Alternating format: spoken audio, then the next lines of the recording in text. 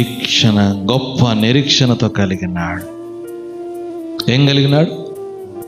8వ మెట్టు ఏంటిది? గొప్ప నిరీక్షణ కలిగి ఉన్నాడు. 9వ మెట్టు ఏంటి తెలుసా? కనులతో నిబంధన చేసుకున్నాడు. నేను ఎవరిని చూడను, దేవునితోనే నిబంధన చేస్తాను, కన్యకులను కూడా చూడను అంటున్నాడు.